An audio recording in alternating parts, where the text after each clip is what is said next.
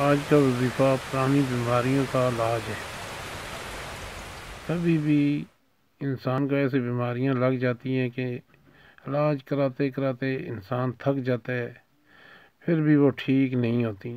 تو ایسے موقع پر اگر اس آیت کریمہ کو کثرت سے پڑھا جائے تو انشاءاللہ تعالی ضرور نفع ہوگا۔